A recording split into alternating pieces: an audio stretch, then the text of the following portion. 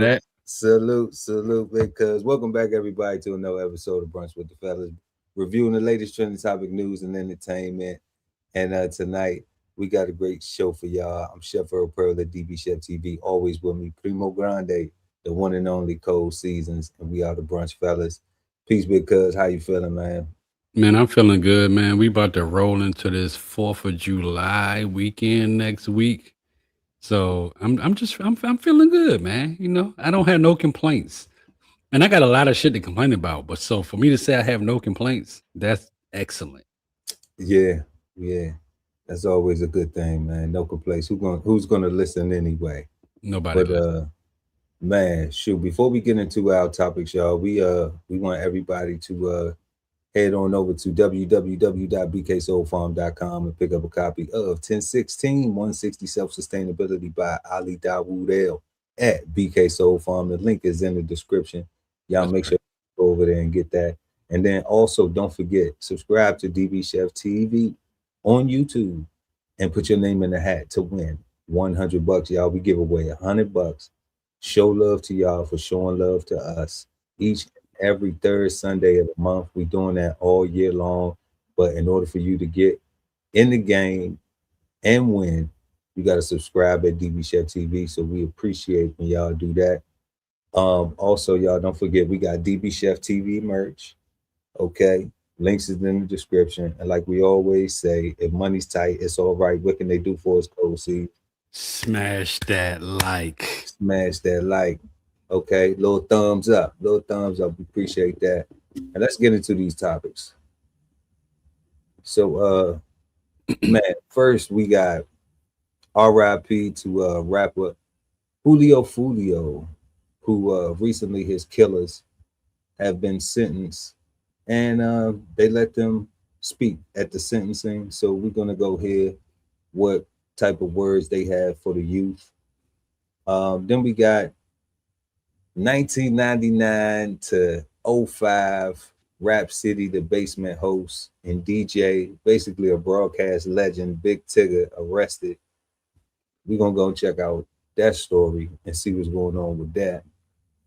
Then we gotta go. I don't even know where Take Key from, but Grammy nominated producer, man, young brother by the name of Take Key. Take Key. Y'all know y'all heard that in a lot of these hits, man.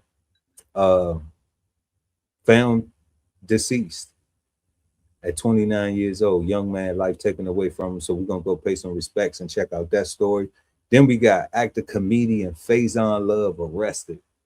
Actor and comedian. Don't forget, we gotta put some respect on Faizon, Big Perm, Big Worm. Arrested for child support though. So we're gonna go check out that story. Then we're gonna head to New York City, and it's a lot of people happy in through the boroughs right now because New York City freezes the rent payments. So we're gonna find out what that story's about. And then we got the Supreme Court of the United States. They got some new rules for people that want to seek asylum in the U.S. And you know we've been dealing with a lot of immigration things. People have been seeing CBP out here putting the press on folks. So this is just something else that is pertains to that situation, and we're gonna go and check out that too. So let's go ahead and get into these topics, these trending topics. That's right. Today, 4 men convicted in the murder of Jacksonville rapper Foolio were sentenced in Hillsborough County, each receiving life in prison without the possibility of parole. Before leaving the courtroom today, some of the convicted killers delivered message to youth right here in Jacksonville. Our Christina Burgess has more from those powerful moments today inside the courtroom and what our crime and safety expert has to say about it. Christina? Heather, 3 out of the 4 defendants spoke directly to young people, warning them that the violence and the lifestyle will cost you everything. And tonight, First Coast News crime and safety expert Ken Jefferson says that message should hit home, urging parents to talk with their kids. I want to say something to like Jacksonville though too. So to my city, man, it ain't worth it, boy. Like it ain't worth it. A powerful warning from Isaiah Chance. Chance, along with Sean Gatherite, Davion Murphy and Rashad Murphy were all sentenced to life in prison without the possibility of parole for the 2024 killing of Jacksonville rapper Foolio, whose real name is Charles Jones. He was gunned down outside a Tampa hotel where he was celebrating his 26th birthday. Prosecutors say his murder was part of an ongoing gang war in Jacksonville. I hope as well, for the community's sake, that there is some change, because this can't go on. Before learning their fate, several of the defendants spoke directly to young people. I just want to say to the Gen Z generation, change your life and do something productive with your life. Because in this predicament, it ain't worth it. The dissing. Now I want to talk about that real quick, because he was one of the ones who his family was directly affected. I believe his cousin got killed, and that's the reason why he was on that hit. So for him to be standing up there and say that is pretty significant. Right. You know, I mean, I think, you know, when I look at this and I look at the, you know, for one, you have the victim impact statements, and you have the statements of the people that actually did the crime. You know, when I look at this, you know, we this is what we do. You know, we report on what's going on trending wise. But in the reality of it is, this happens every day, every single day. You know what I'm saying? Somewhere.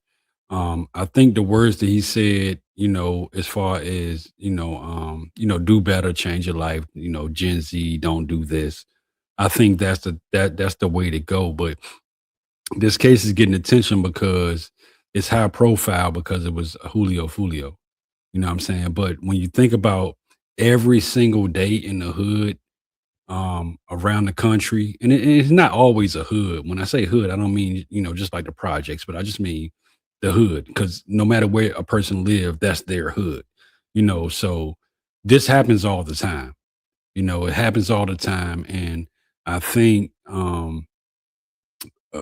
with these young guys speaking up on it, I think young people need to listen, because, you know, our age, you know, where we at now. We can speak to the youth all we want. They're gonna be like, we're not trying to hear you, old head. You know what I'm saying? So I just think that, you know, their words, even though what they did was messed up, but their words shouldn't be in vain, as far as don't put yourself in this situation and end up here. You get what I'm saying? Okay. But a couple of other things that you did say, though, that I did see going with that whole, well, where he was going with it is that, for one, it is a hood everywhere. And when you were saying like how the young people don't listen to the old heads too much nowadays, you know, they don't listen to nobody. We got another story covering that later on. But that in particular is a great thing, that this is a high profile case. Another thing you were saying, because they take their cues from this. This is the culture. Right. So because they take their cues from this stuff, you know, I'm thinking that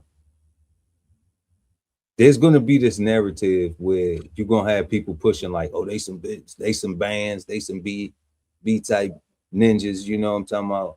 Right. They're going to say that. They're going to say, oh, they some suckers, oh, they this, they that. But everybody that I know that been to prison, even our own family members, they may not necessarily regret the crime. And I can't say that because I never asked them that, but they regret the time that they lost around their loved ones and people that they cared about for those experiences. Right. But that's the after, you know, that's the afterthought.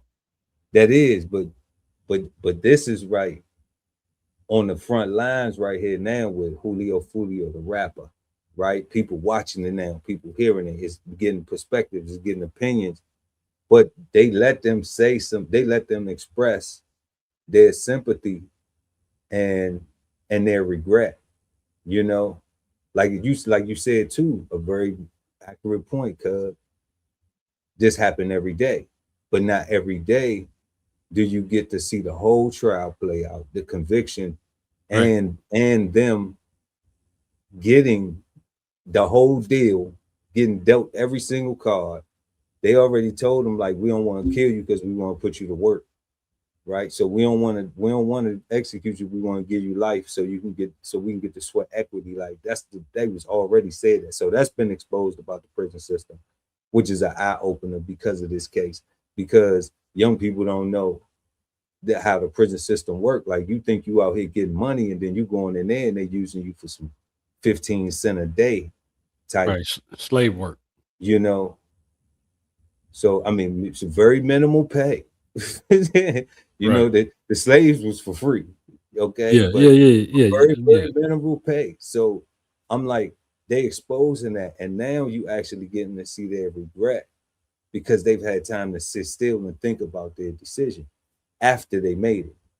Like you just said, it is the afterthought, but it's after they made it. Like, damn, maybe if I would have thought about this prior to making that decision, I wouldn't even be here right now. And I look at myself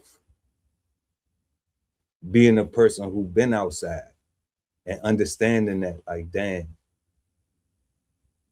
you know, this should hit home to just, you know, like the brother was saying at the beginning about parents teaching that, because a lot of times we overlook the action first and we get so focused on the other thing or what we think it's going to be, or we haven't thought it through. And we just focused on that first thing, that emotion that they had to go and do this thing. Right. Not even thinking about the outcome of it or the reaction from their action. You know? So I think that, you know, I think it's good that it is a high profile case and that we get to talk about it, and, you know, I'm talking about, because and break it down like that for real, because we don't always get to see young people do this. We don't get to see old folk do this. We don't get to see a lot of folks sit back and talk about how, like, damn, I really wish I hadn't did that. You know, a lot of cats, they do 30 years, 40, 50 years, and then get to come home. You know, we seeing Rick Ross now. Right. We're not seeing Rick Ross. The real Rick Ross. The real Rick Ross, yeah. Right. You know, we seeing who else? Some of them other the Ayatollah Mobs, and, you know, the Larry Hoovers, and, you know, I don't even think we seen him. I don't know if they let Larry Hoover out or not, but they Trump commuted his sentence federally, but he still couldn't do nothing for him with his local crime. So he still got so he still never get out of prison. Okay. But like Big Meech, you know, we didn't see these guys at sentencing. You know, we seen these guys after they came home. And it's a whole bunch of other street legends and guys, you know, that did it in the streets and stuff like that. But we didn't get to see the initial, like, damn, man, you know, I wish I really wouldn't have did that. Right. Because that's what it sounds like they all saying to me. Right. You know, let's go ahead and run it. The beefing, the shooting, like, for what? Like, for what? Like, when you sitting in your cell alone, cold, it's lonely as hell in that bit. Everybody leave you. Like, nobody here for you. Because of the high expectations and the opportunities and options we grow up with, we don't know what struggle looks like or how hard our parents had to work to provide these opportunities for us. We don't know what we have until it's gone. Our First Coast News.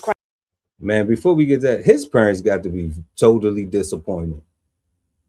His parents got to be totally disappointed, because when they did like all the other backstories, for what it's worth, like, he had the most going on, you know, parent involved upbringing, you know. Right.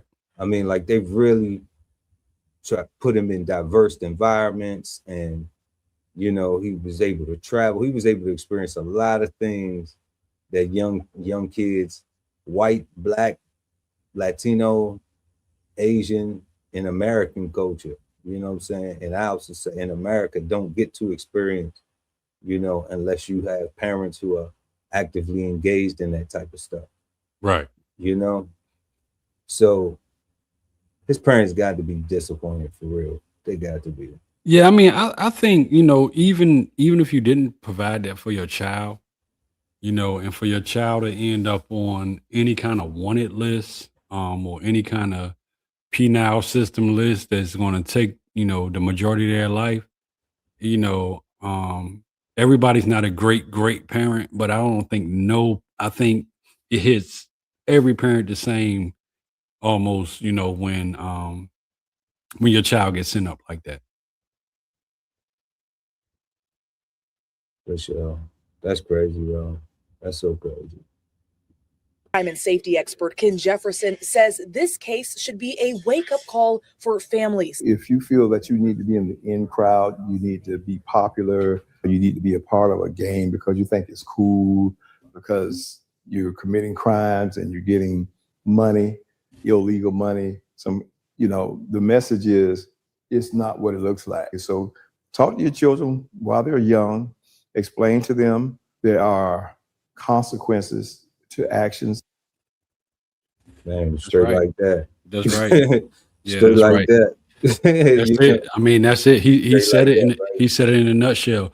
I mean, a lot of times we run stories on here, and we run stories that deals with underage people, and we revert back to where was the parents, right?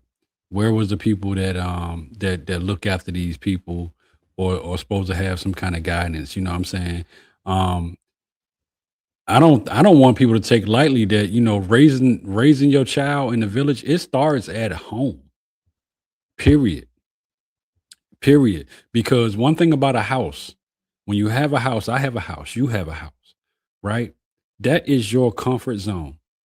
The minute you walk out that door, you got the whole world right there ready to beat you down, or just have you any kind of way. You see what I'm saying? So in that peaceful place in your house, as grown men, we reflect in the house. So we know when we go outside, we be like, honestly, now when I go outside, I be like, man, I'm going outside. I want to get back home quick as possible. Period. Quick as possible, right? You know, that's how I roll. You know what I'm saying? But you know, for your youth, and when you're raising children, you got to put that into them too. You're going outside. This place where you lay your head at every day, this is a very safe place for you. But the rest of the world is out to get you. And you have to navigate, and you have to give them the tools to be able to navigate. And you can't just tell them that. You know, telling them that is sweet. You know, it's sweet to tell them that, but try to position yourself to where you can actually give them more tools to work with other than just telling them that.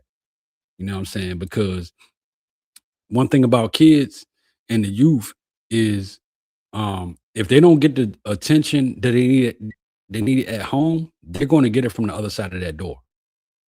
And you can't control that. Say that. Yeah. And I mean, that's the way it go. You know what I'm saying? You know, when we came up, you know, it was the whole dope era, all that stuff like that. You know what I'm saying? Guess what? You can go home, you can look at your mom struggling and everything, and you can go right down the block, right down the street, depending on what area you lived on. It might have been a block, a street, or a road. I don't know. You know what I'm saying? But you can go. Might have to go up the road, right? Might have to go up the road. But That's you can right. go up that road, and there are people that's going to take you in to make that money. And you can make a little bit of money. Make that money. Right. You know what I'm saying? And you will end up finding the family outside of your family. But at the end of the day, that is not your real family. And that family is inevitably going to collapse at some point. You know, so I think it's important to, you know, give your kids all the business in the beginning and while they're at home, and keep them from going out and searching for attention, love, respect, ear to listen to, and everything. You know what I'm saying? So I mean that's where I stand with it. You know. That's what's up, big cuz. I know you got 3 of them. You got 3 babies, man. Shout out to Yeah, all man. our Yeah, babies. yeah, You yeah. know, doing well. We see y'all. We see y'all doing y'all thing. Yeah, but we're gonna go ahead and check out this story with Big Tigger. Big Tigger arrested. It's kind of crazy. Yeah, man. Just hours ago, we learned that V103's Big Tigger now facing charges after his arrest last Saturday. Well, Tigger, whose real name is Darian Morgan, is facing aggravated battery and cruelty to children after he was accused of putting his hand on his wife. Now, according to this arrest warrant, his wife, Alicia Brown, claims that she found text in his phone between him and another woman. This led to a fight. At some point, Morgan began recording her with his phone. Brown says that she snatched the phone, which led to him tackling her, causing her to bruise her lip. At some point, according to these warrants, Brown began unplugging his computer. It was then when she says he restrained her. And after multiple times of telling him to leave her alone, she says that is when he began pushing her out of the room. Now, according to this warrant, she lost her footing and hit her face on the door and then cut it. And she posted a video with some of those injuries to her face. Now, prior to this arrest, this is what Big Tigger had to say on his show about a social media post his wife made in connection to this alleged incident. I want to say categorically, these allegations and accusations that have been circulating about me are false, untrue, not happening, didn't happen.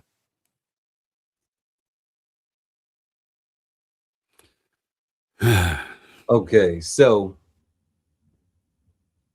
before we talk about Big Tigger, let me do this.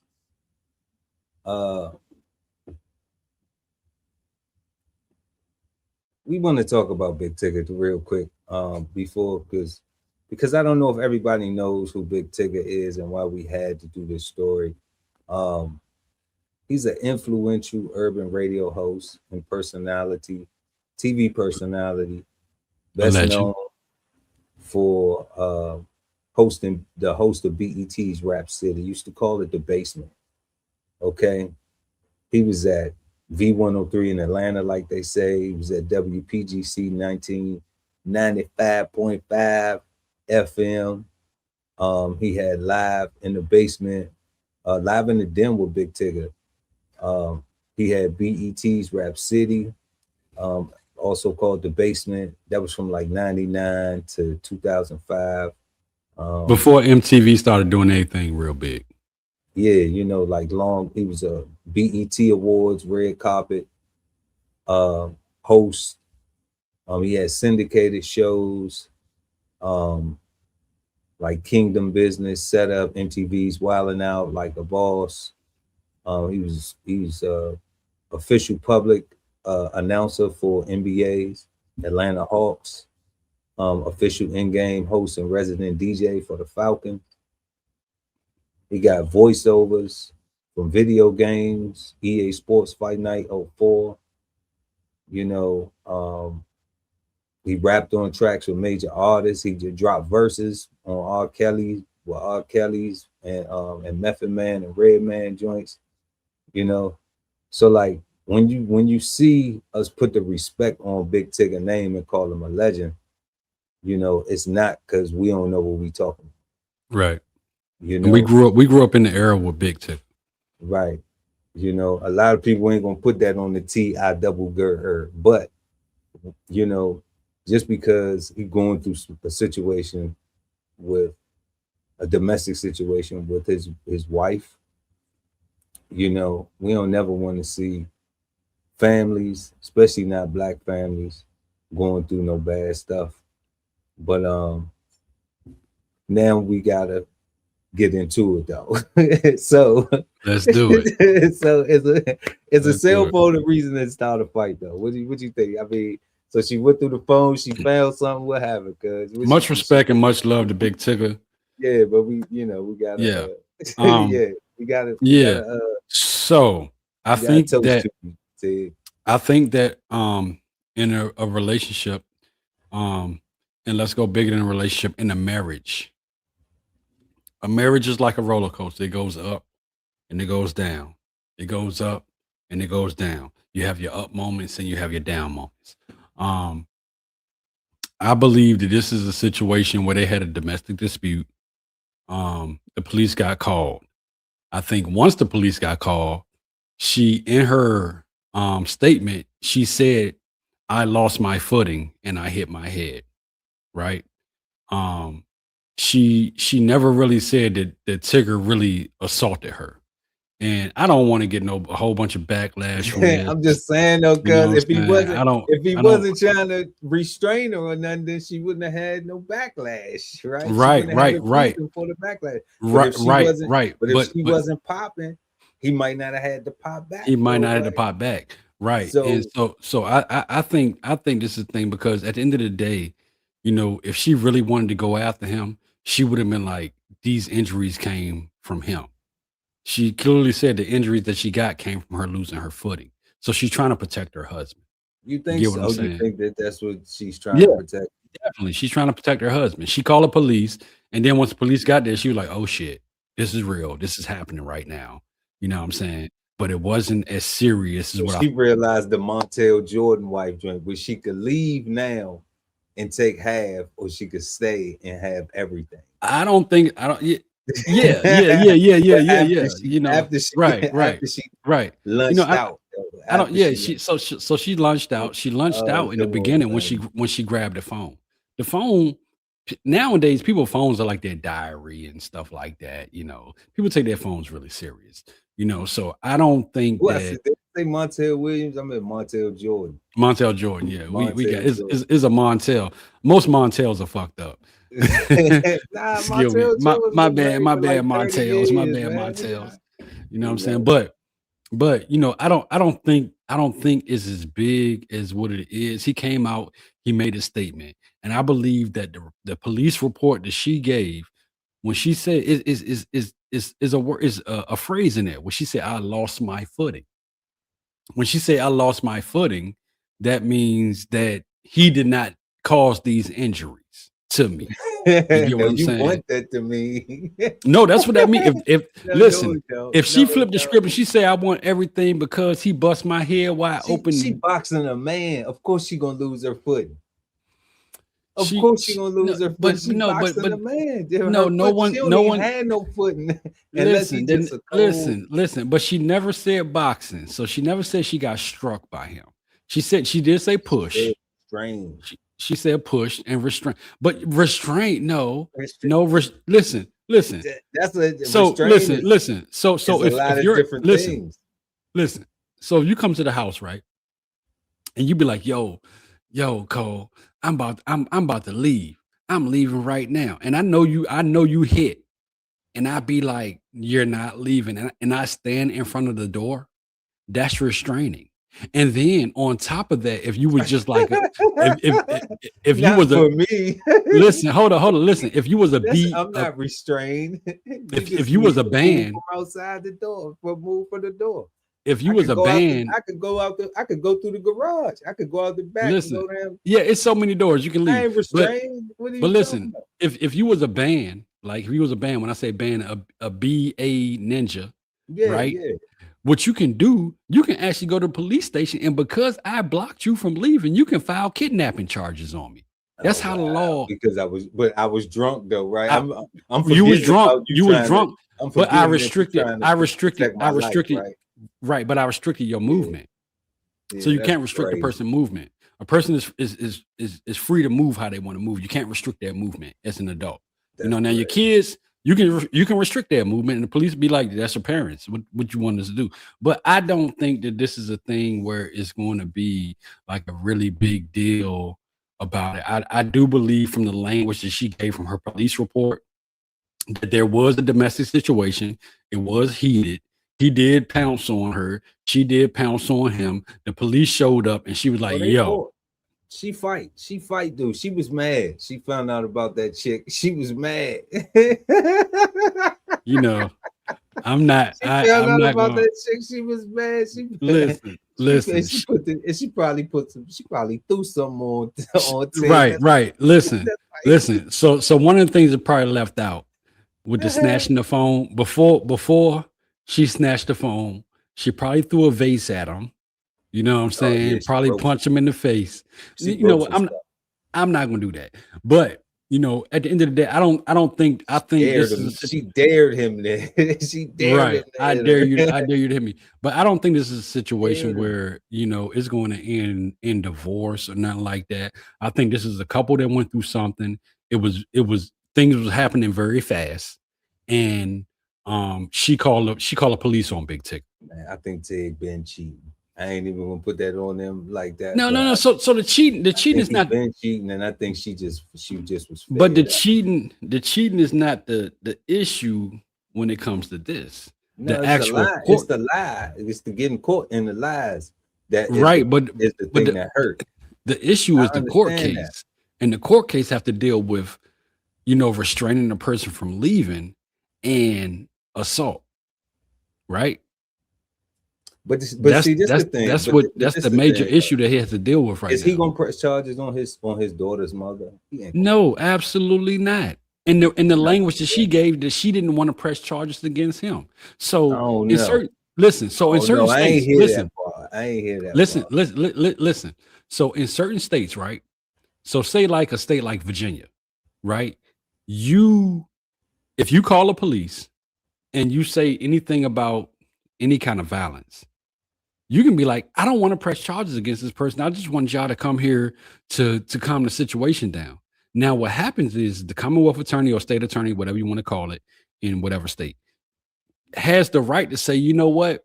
You don't even have the right to say you ain't gonna press the charges. We as the state are going to press the charges. Yeah, y'all can do that in Commonwealth. They can do that. I understand that, but I mean, an arrest has to be made in order for the charges to be decided whether they're gonna be picked up or not, like indicted or not. So even at that right, stage, the arresting officer can make a determination. That's fine, right? But then it still has to go through that. So you'll get locked up. You're gonna pay bond, right? Maybe not. An arrest is broad. You know what I'm saying? They can still release everybody on a summons to come back to court. Okay, then but a summons is an arrest. Yeah, I mean, if you got a ticket, you got to go pay the toll. Right. You know. Right. So yeah, that's how it goes. I wouldn't put too much skin in the game on this Big Tigger and his wife thing. I think they love each other. I think after all these years, they had a crazy night. Do you think it affects any of those things? Like he's hosting the Falcons, he's DJing at the Falcons, he's DJing, you know. Games at the end for the Hawks. Yeah. Do you think those people back away from him till? It depends. It depends on the contract, because contracts like that with those type of celebrities, they have something called in their contracts called a moral clause. And if they violate their moral clause that conflicts with in lines with what that organization believes in, then yeah, it can affect your money. But how do you validate a moral clause when your wife could have threw the first punch, okay? Even though you really threw the first punch because you got caught cheating. So that's that. No, but you mean the physical punch. But then the situation, right? And then the police got involved, and now the public is involved because we sitting here talking about it, and we don't work for the Falcons, the Hawks, or Big Tigger. You know what I'm saying? Right. So like now the public got involved with it, and it's always perception. It's not, do they go sit down with Tig and say, hey, because if it's a contract, they can just pay him and be like, don't worry about it, we'll pay you, we can go get somebody else. Like, nah, but they got enough money to be like, how much we owe you, how many more years you have, right? They go all that up front, right? You know, you might need it, you probably gonna need it anyway if she trying to go and take a half. I don't think I think by her language and her statement, with I lost my footing, and I'm sticking on that. With I lost my footing, You think I believe that it. exonerates him from the whole, Right, even with his contracts. even if he did put some little Ike down, then it's okay. No, it's not okay if he puts some Then Ike it's down. okay. Then it's, But I believe it could save his contracts. free. So it's free Big Tigger. Is it free Big Tigger? Yeah, I mean, he already out. Yeah, it's not that serious. You know what I'm saying? Tigger had a domestic dispute. Now, here's what I do want to tell people: is at the end of the day, if you put your hands on somebody in the streets, you can put your hands on somebody in the streets and go to court and go through the whole process of it.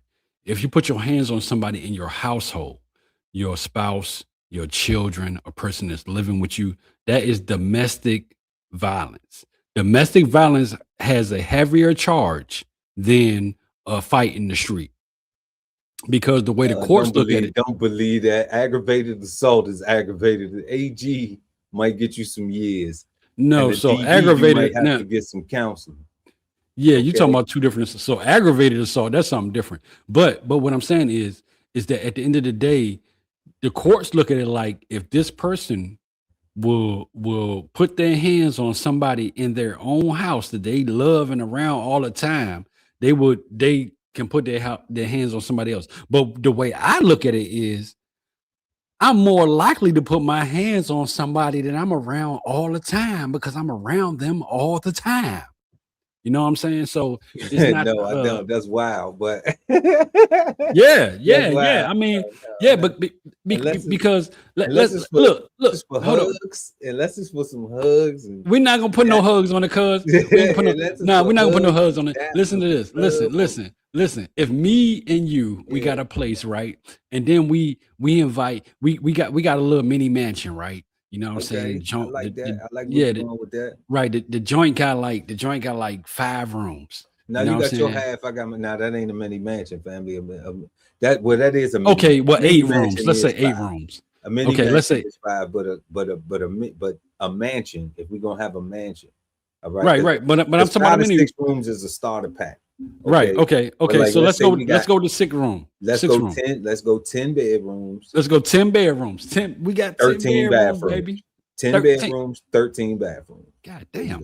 Okay, 10 bedrooms, 13 bathrooms. Hey, look, this story. Hey, when we doing that? Can we do that? I'm saying, but hey, look, I just built the place. Hey, look, go ahead and take nigga, 2027. Let's do it. You know what I'm saying? I'm just saying, look, how we getting the boxing up in there? Because listen, I ain't looking at it because what happened is, Cole and DB, we got this mansion, right? How many rooms? 10 bedrooms, 10 rooms, 10 bathrooms. rooms. So you got a room and I got a room, so I leave 8 rooms. And we're like, you know what, man, we can go ahead, like Jive Max just join out and make some money, right? Whether we're doing streaming or whatever the case may be. Oh, so we running OnlyFans, we getting on some Sauce Walker, we getting on that Sauce. Yeah, all that. OnlyFans, all that. Okay. All that, nigga. Okay. We got 8 more rooms. We can put 4 guys in one room and 4 girls in the other 4 rooms. You get what I'm saying? So we do that. Oh, but then 8 girls in there. Okay, go ahead. You want to do 8 girls? Okay. I mean, all right. I don't know what you was thinking, but okay. Listen, no, but I'm trying to make the point. You know I'm trying to get the boxing though, because right now with us, but listen, girls, so we got a guy in there. We one of the 4 guys decide he want to be the Broad Street bully. He want to come in there and try to start bullying people. You know what I'm saying? Not just them, but then it rolls over into Cold Seasons and DB, where you think you're gonna come over here and say this type of shit. It's about to be some boxing going on in that motherfucker. But you talking about me or you boxing that person? We not talking about us boxing though. I'm just saying, like, if you running any type of Drewski situation, love and hip hop situation, housewife situation, you know, if you're doing anything, yeah, I don't know if Casanak gonna have them fighting on there though, because he a little bit, I don't know, he a little different, but I don't know yet, you know, because Drewski's thing is like they are crazy on that joint. So I Hey, don't know if he's going with that same. I don't know if he's going with that same vibe or not. We'll see. But I'm just saying, like, you always gonna have that, but that ain't domestic violence. All that's on the camera. Everybody done sign NDAs. Especially if right in that situation, but men in there, we gonna put them on camera, then they getting some type of payola, and we streaming or something, right? But see, that's what the NDA. But if you at home to get views. Okay, so let's dumb it down. Let's leave the mini mansion. Let's go to that still don't got us boxing though. Let's go, not me and you. Let's go to the 5-bedroom mini mansion, right? So you got the 5-bedroom. You know what? No, let's go to the next topic. Okay. Hold on. Pause for a second. Let's give a shout outs. Let's get a shout outs to. Gonna feel about how you think Big Tigger gonna fade out. You know, I think he'll be fine. I don't think nothing's gonna come of it. You know what I'm saying? I don't think nothing is going to come of it at all. Let's give a shout out to Bug, man. She been shouting us out since we came on. What up, Bug? Over here in the chat. Okay, so we got Bug in there. What up, Bug? And then we got who else we got in here? YC Castro 9703. Hey. We doing good. Yes. Yeah. Thank you for coming. We appreciate you. Yeah, we appreciate y'all pulling up. Hearts right back at you. Smash that like button. And we're gonna go ahead and jump into this next topic though, y'all. So we got Grammy nominated producer. I don't know if people even know who Tay Keith is. I know some of the younger people might be familiar with Tay Keith, but we're gonna go and check out this video, and then we're gonna get into Tay Keith. Let's do it.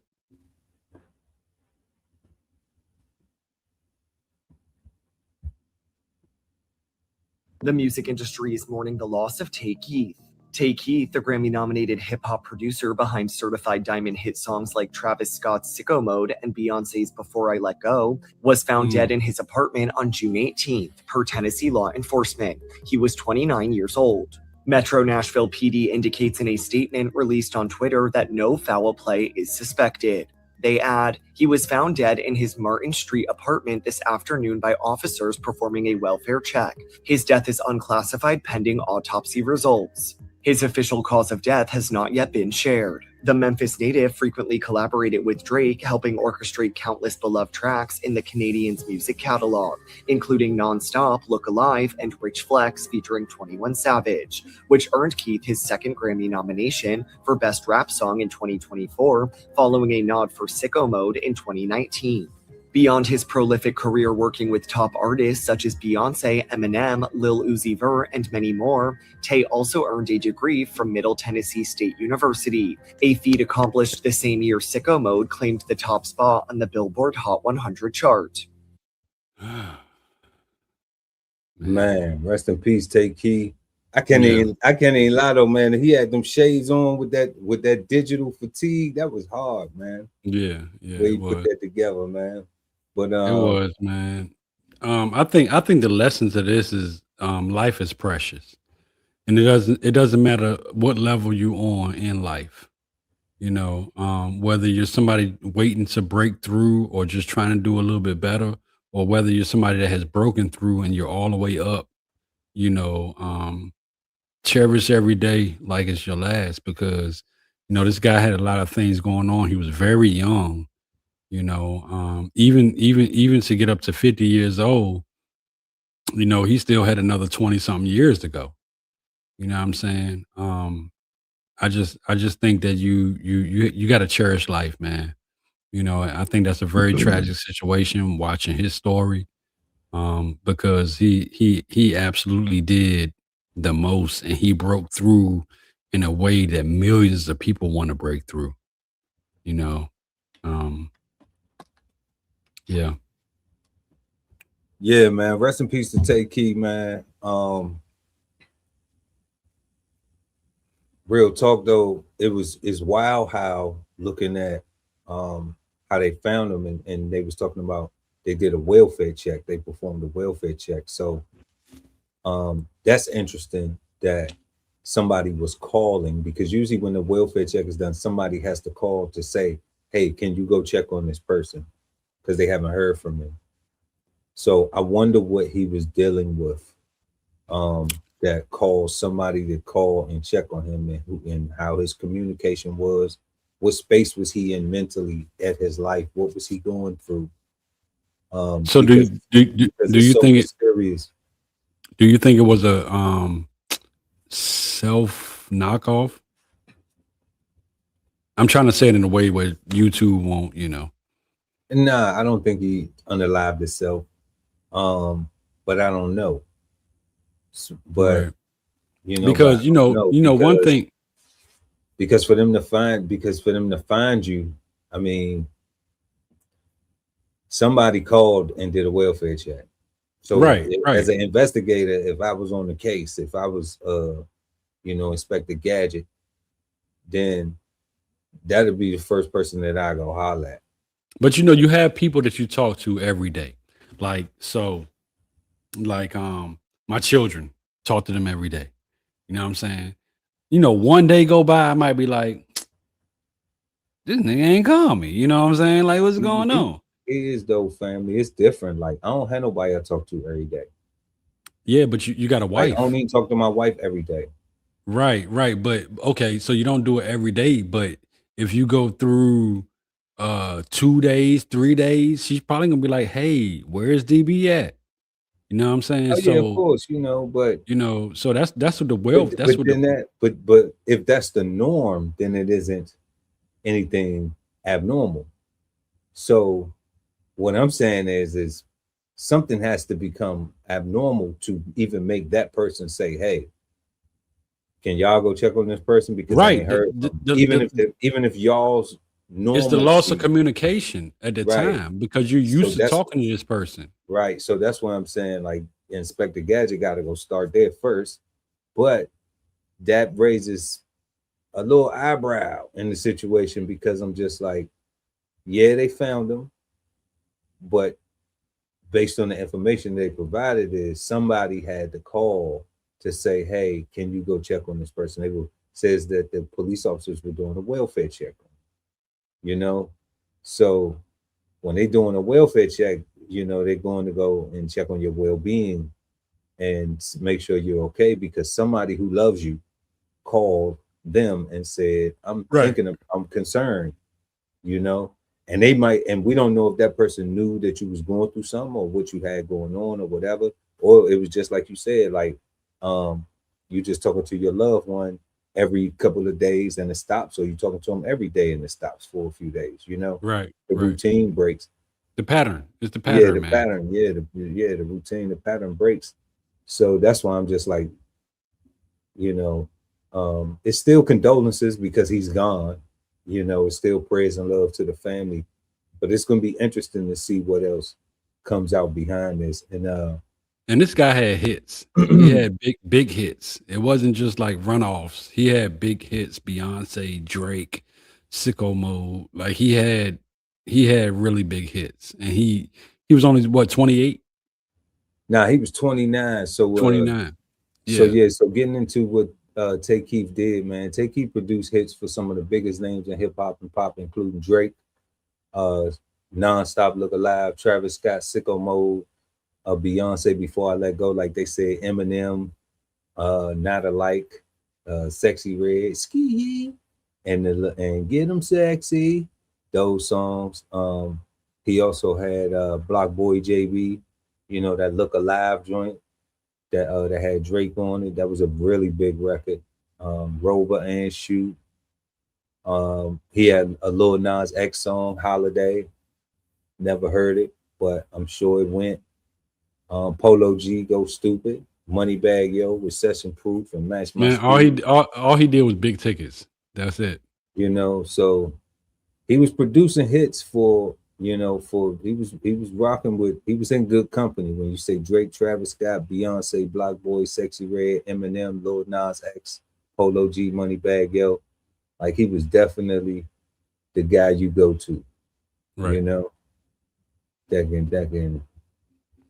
get you one of them ones. So rest in peace, man. It's such a sad story, and prayers to the family. We do not know what he was going through, but I believe, just me snooping around, maybe it's the mimosas talking, maybe it's, but I think that there was more to this story that's going to come out a little bit later.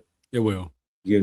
Because they was performing a well-being check on him. So maybe the brother wasn't, in the best mental state, during that time, or physical state. Something was going on where somebody had to go check on him where they couldn't. But yeah, rest in peace, Take Key. And then we gonna move on over to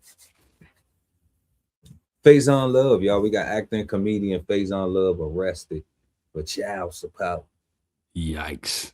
And yeah, that's crazy. Actor Faizon Love, known for his roles in movies like Friday and Elf, will be released from jail. This after serving 16 days in a child support case. Love appeared in court in a wheelchair for this hearing that we're talking about. He was arrested just over 2 weeks ago in California after failing to turn himself in for contempt of court and failing to make child support payments. Love's attorneys argued he is struggling financially, saying he has no home, drives a 1999 vehicle, and has no savings, even relies on friends to help pay many of his expenses. But the attorney for the mother of his child argued Love has repeatedly ignored court orders, hasn't paid child support in years. Love himself testifying that he recently saw his daughter and does what he can.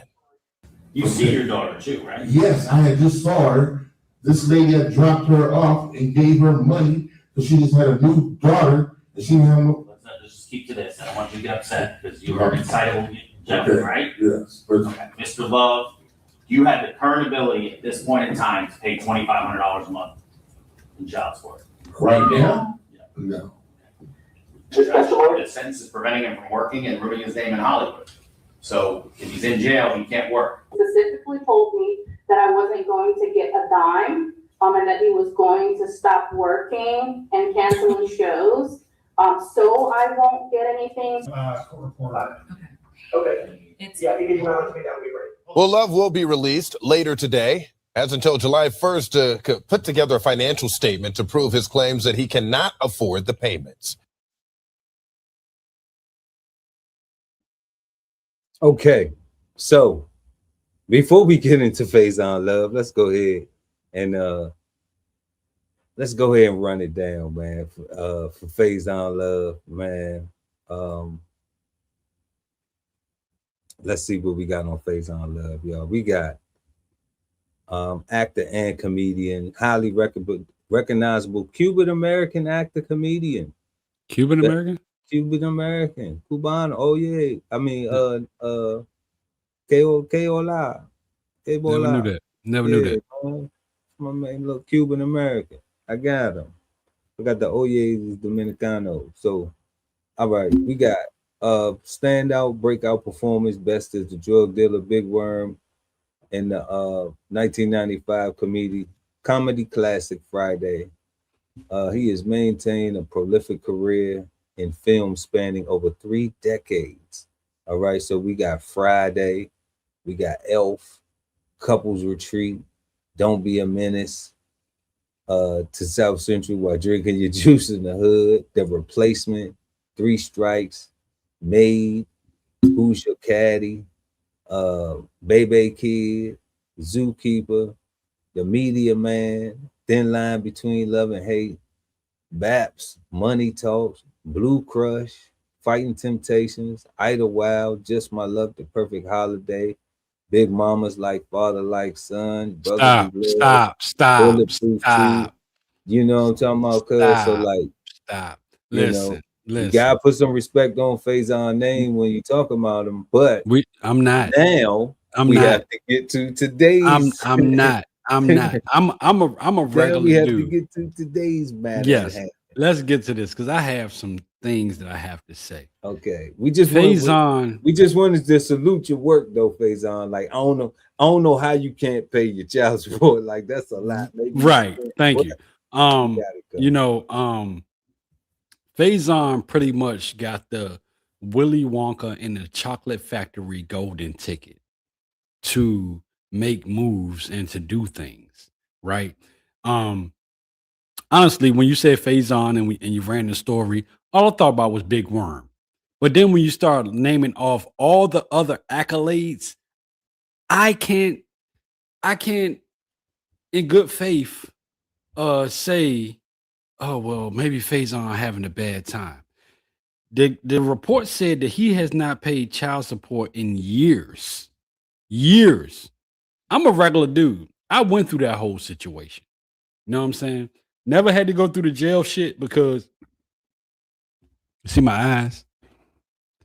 I'm about $145. I'm not going to jail. Not gonna do it. You know what I'm saying? But at the end of the day, I can't I wanted to ride with him on this. I can't do it. Bro, because you have too many accolades and you had time to pay it off. One, and you're a comedian. So at the end of the day, if you take the first check out of every week of your comedic stand-up, you can pay your damn child support for your children that can be the next you. You get what I'm saying? But instead, you're not pouring into them.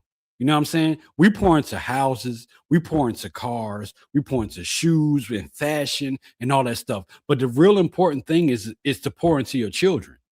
You get what I'm saying? Maybe he told her, I don't want that baby. Before or after he made the baby? Of course. When do they do it? When do they do it? After, right? That's all I'm saying. You have to make those calls before you do it, and then you have to take the precautions so that don't happen. Listen. A lot of work for somebody. Listen. You know, and don't even comment. Just let me talk. You know I'm left. You know I'm left, right? I'm not left, right. You know I'm left. You know what I'm saying? And you know how I roll. I have no sympathy for this guy right now from what I'm hearing from this report. I honestly don't. And I do like him. I like Big Worm.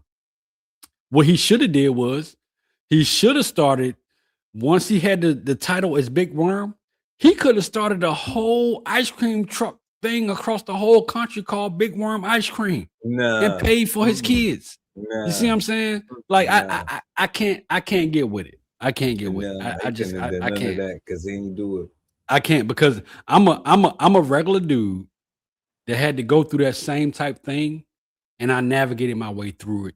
You know what I'm saying? And I paid it all the way up to where I didn't have to pay no more, and I was good. You know what I'm saying? My kids. So do you think she lying? Do you think she lying when she say he told me I ain't gonna do no shows?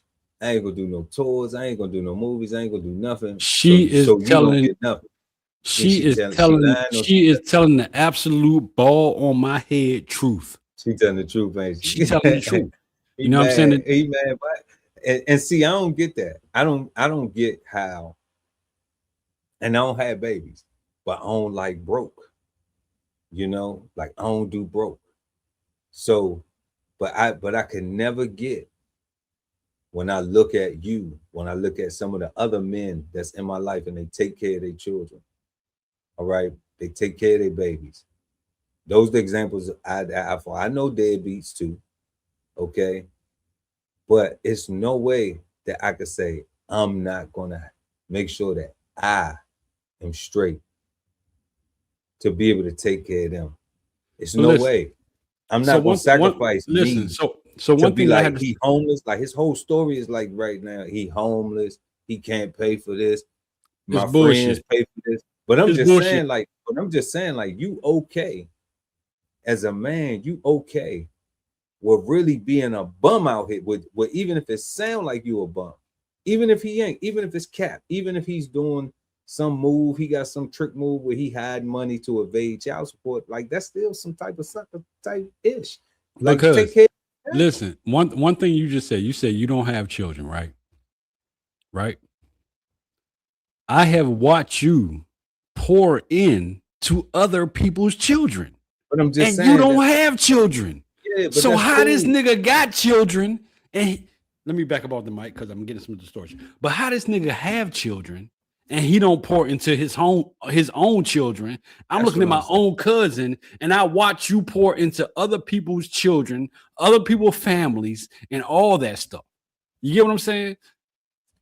I'm just saying that I get it because I know it's all the truth. But at the same time, I'm like, how do you allow yourself, like, with all that work, when we talking about all these movie credits, all that work, like, you know, Faizon Love is not somebody in Hollywood that you would say isn't part of black film, you know? And he's even crossed over too. So you would say, like, man, like he's a staple in black Hollywood for sure. Like, if we looking at what our people have done in Hollywood, like, he's a name you got to give him, you got to put some respect on it. So it's like, but then as a man, you standing here telling a woman that you know you slept with, that you know you slid in raw, that you know you shot up the club, I ain't gonna work, I ain't gonna do nothing, so you don't get no money. So like, and then like, that's a whole bum. That's like, Faizon, we love you, man, but you looking like a whole bum out here. For real. Faizon is cooked. I mean, I can't roll with. You're not looking like a band, but he looking like a bum ass ninja. You know? For real. Yeah, I mean, and that's how I feel about it. I can't rally behind it. You know, I know me and you talked earlier today. And you told me what the stories was. I didn't go back and look what was going on and all that stuff. But once I heard the story, like, I was still on Faizon's side a little bit. But then you got this new thing that you're doing where you're actually adding the accolades of the people that we talk about. And then when I heard you can't tear him down, it's like you can't tear him down first.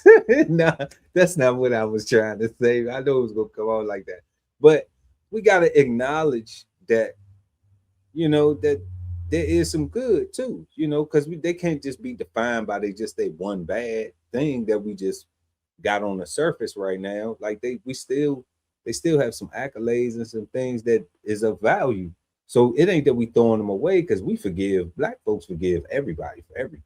But when you talk about it, but listen, when you talking about a child support case, and you and okay, he's going for this child support case, and then you mention all the accolades, you'd be like, well, how is this even happening? How is this possible? You know what I'm saying? And I'm examining his words, because like I'm examining what he's saying out his mouth, you know, and what she's saying, like what they bring into the story. Because I'm looking at it like he's sitting up here saying, I can't, he telling his attorney, I can't pay this, I can't afford myself. That's what he's saying. I can't even afford myself. So it's no way that I could take care of this child. Like, how? And then you telling her, I'm not gonna work, I'm not gonna do this, and then you ain't gonna get nothing. Like, when it come to Faizon, that's some bullshit. It really is. Saying, though, you know like, what I'm I'm saying? not now live, man. Like, you're supposed listen, to have your baby with you, living, showing him how to do that stuff. Like it's like even if it was a mistake to him, he not even looking at it like, okay, I ain't love her, I just smashed, and it don't take love to make a baby. All it takes is not giving a F-U-C-K, but just F-U-C-K-I-N-G. All right. But listen, so in doing that, he could say, all right, now I got a baby. This is somebody who didn't even meet their father until I was 40. Okay. Right. So I'm coming from that experience. I get it. Not from experience that I got a child now, but what would I do? Where did I learn from? I had to learn from somewhere, right? So, and looking at that, he ain't even looking at what he could do now, being a bossing up, getting these shows, still working, still doing things, scaling it. You know, if it's streaming, if it's something with the internet and all that, taking this comedy, doing whatever he gotta do, so he could stay up. So his money match all them credits that we seeing. You know, his lifestyle, when we look at him, like, what's another black actor that we would say, listen, like, hold up, like Clifton Powell, right? You think Clifton Powell is broke like this?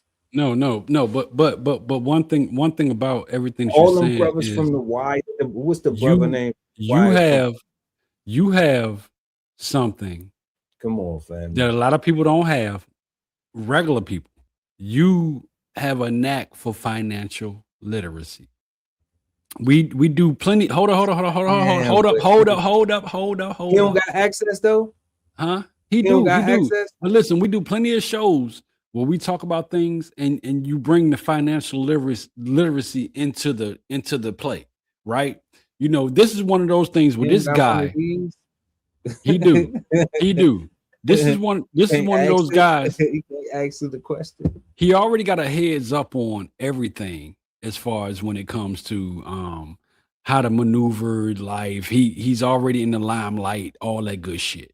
You get what I'm saying? So at the end of the day, none of that shit that he's talking about, I can't do this, I can't do that. That's not an excuse. What it is, and I'm gonna take a page out your book to get on my nerves sometime we'll be having these conversations. It's not an He excuse. did not have his mother freaking finances in order and straight to be able to handle this. And then when the fire got under his ass, It's deeper than finances, cuz. listen, when the fire got under his morally ass, corrupt. He morally corrupt. He can't even if he had his finances together, like, because if you could put your energy into hiding your finances, then you got your finances. not together. hiding them. You shouldn't have to hide them from I'm your saying, but raise your because- babies. So Raise you your think that babies. he got friends that's really just taking care of him? Like, is he just really that dude on the couch? Is he really that dude on the couch? And they It's like, oh possible. yeah, Faizon just sleep on my couch because back in '88 he helped me do this, and It's in possible. '89 You know- he helped me do this. So in '93 he helped me do this, so he get to sleep. Me and my wife get to wake up and walk and look at this dude. Oh, but this Faizon. Nah, I gotta fam. deal with that shit with Nah, family. my daughter's boyfriend. Nah, family. He a bum, but you a dad and you dealing with children growing up.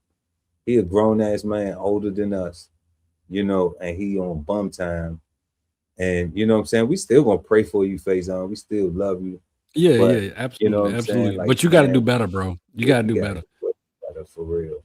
You got to do better. You can't turn around and like you can't have the babies and have a freaking portfolio as big as your portfolio and then say you don't have a portfolio.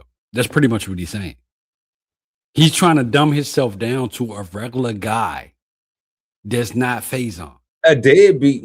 That's not even regular, because a regular brother gonna be like, man, I got a couple jobs. I'm trying to keep this little ratchet Joan off me, man. I already know I smashed it. I was turned up one night at the club, but I gotta make sure because I know she's stupid. Nah, You know regular what I'm guys, saying? regular guys don't do that. So I made that. You know, listen. A regular would do Listen, that. no. Yeah. You learn when you go to child support court. So I went to child support court. I'm gonna share a story. I went to child support court. I said, man, I'm in school and I got 2 jobs. The judge was like, oh yeah, okay. He ain't care about the school. Nope. How much is that first job making? Yeah. It's making this much. How much is that second job making? It's making this much. You know what I'm saying? This, that, and the third, but it was still under, right? But Yeah. because of my past career, the judge said, well, you're still making under what your past career made, but the courts see that you have the potential to make this. So we're going to charge you with the potential. And what you have to pay is what your potential is that you can make, because this is what you made before. So go for what you made before. So step your game up because That's what they do, bro. Because we Yes. got our foot on your neck, right? Right. So Faizon has the potential to be a movie star / millionaire. This, that, and the third. What they say they wanted from him? 4,500? No, 25. They wanted 25. 2,500. Yeah, you know, regular nigga type stuff. 2,500 is if you got like 4 kids and you paying one baby mama for 4 kids. That's 2,500. And when you pay that, probably what's going to happen is your check, what you're going to end up at the end of the month is like $700-800 a month if you got a dope ass job. So that's with a job, but that's not with somebody like Faizon, where he can do comedy shows, do gigs, apply for auditions and stuff, and He can make $4,500 off of one show. You know, so He that's fucked himself. and I'm He thinking sh- he could make more than that off a show. I'm thinking at least for Faizon, I'm thinking he at least got to get 10. You know, he got a resume. Nah. We can get Faizon don't get 10 hey, stats. nah, man. We probably can get How Faizon. not? Man, I think for real, right now. Even if he got to travel and everything, you gotta get that man 10. Nah, I'm not giving him 10, bro. I give Faizon. 10. Nah, I give Faizon 2,500 to come to a comedy club. And perform. 25. Yeah. You fatty. Yeah. You ain't nowhere in the world. Ain't nowhere in the world. Faizon gonna tell you to kiss his butt. And guess what? He won't be able to pay his child support, nigga. So you gonna come get this child support money, or you gonna flake off. See now you want to see, and this is why he worked 10, because you want to threaten him with the 2,500 and his child support, because you know you're gonna make your money. Listen, come out to see him. he put himself. And that's why at the bare minimum, Faizon is worth 10 for a comedy. No, because you can sell the tickets for $100. You gonna make your money back. It don't matter. I'm the promoter. I'm the promoter. I can sell the tickets for 1,000. My job is to get him there. So I can sell the tickets for $500. You're not gonna sell the tickets for $500 and only be giving him 2,500. It ain't gonna. Yes, happen. you can. You can do that. Listen, Pearl. You booking the artist. When you book the artist, you call his agent. The agent say, "Hey, it's gonna cost $5,000 to get." He's not gonna show. He gonna take your money and not show. He's not gonna take my money because I'm gonna sue him for taking my money and not showing up. You're gonna pay more for the attorney for 2,500 punk ass. I'm going to sue him and get my motherfucking money back, even if it's only $100 profit. See? No bullshit. No bullshit. Yes, promoters, man. We got it's man. Not, we going to the next topic. No, we not. No, you can't do that. No more time for Faizon. Yeah, we do because we on a time schedule. So all right, let's do it. You know, you junkie promoter anyway. You know what? Nah, you say, nigga, you say we gonna move on, and then you want to come back with the janky promoter bullshit. I'm just saying, yeah, I gotta give you that last one right there. Nah, you ain't give me nothing. You put the last one on me. That's what you did. I seen what you did, nigga. Come on, let's go with your next story, man. I ain't fucking with you right now. Crazy, man. Crazy. So we're gonna head up to New York City, y'all. They freezing rent payments for some folks. It's a lot of good, happy people in the boroughs. So we're gonna see what they happy about.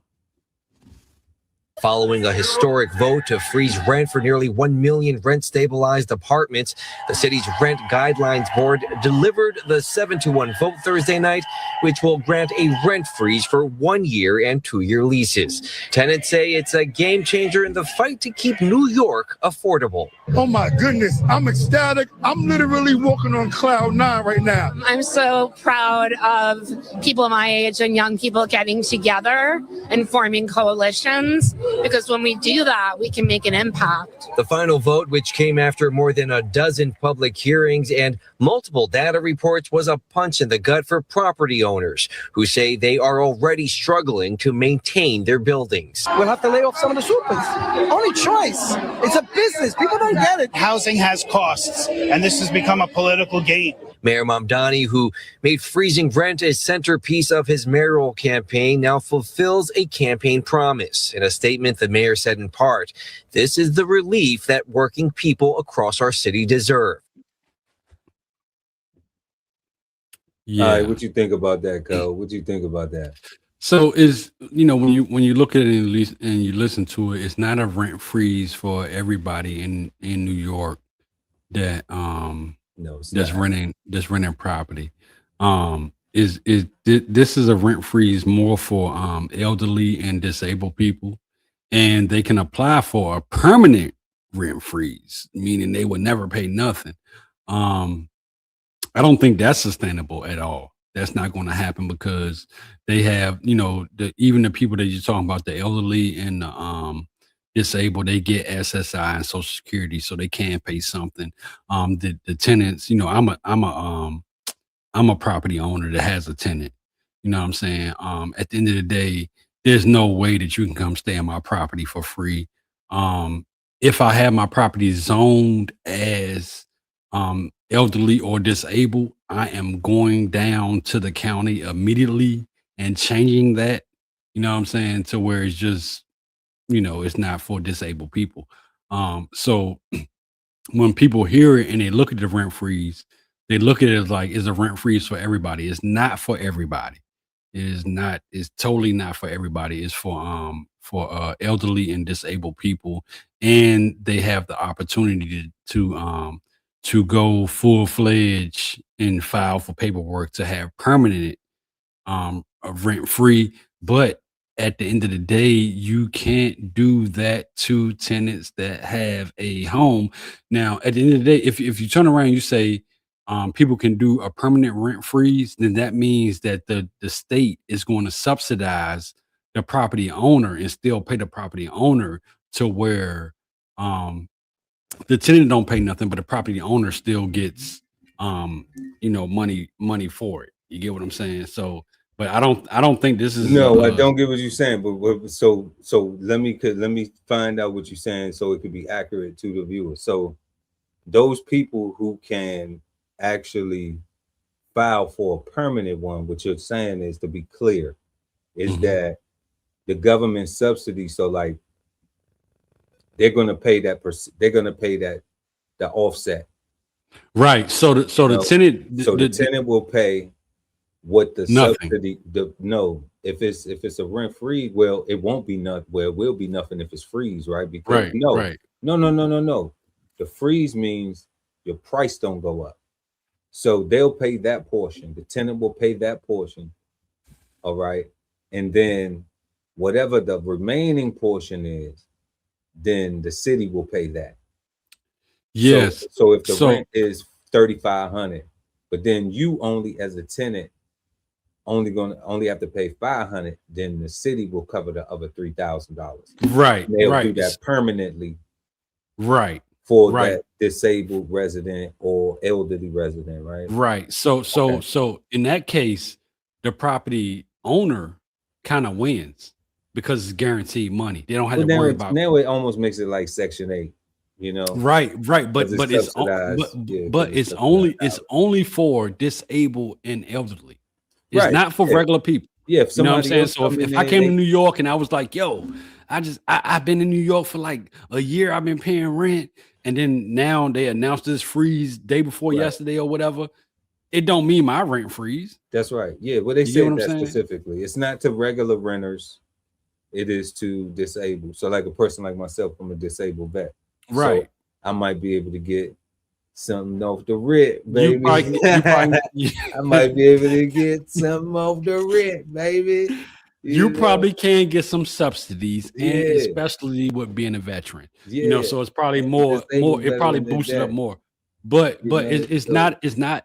When people hear this, But do you think that it's teetering towards socialism though? Do you think though, like Mondami came in and he's just like, yeah, we're gonna lower rents, and I would say that, because the landlords have made a valid point. Like, we have a business to run. So if we don't get the subsidies, they're going to get it. Then their prices are going, because the cost of living, as inflation happens, everything goes up. So cost of living goes up, prices go up, everything. It's a normal process, right? So they're not saying that you have to bring down the price of what you're charging for the unit. They're saying disabled and elderly people, we have a subsidy. So stop charging them, give them a chance to put in their appeal to make it permanent, but we're still going to pay you your rent that you have. So they're not going to lose nothing. They're not going to lose. They're still going to get their money. So let me ask you this. So did you read that somewhere, or is this guess? And the reason I've read it. When we talked earlier today, I pulled it up and I read it. So New York City is going to cover the remainder of the balance for the elderly and the disabled. Then I don't know why then they probably showed landlords just now who haven't read the legislation, the full bill. Right. But listen, but here's the other thing. When you read it, and even if you don't read it, for New York to say that they're going to do that, what does that mean? that means that the taxes are going to be raised because now these people don't have to pay nothing, and that money has to be covered some way, and that money is going to be covered by raising taxes. So that's a what good people. point.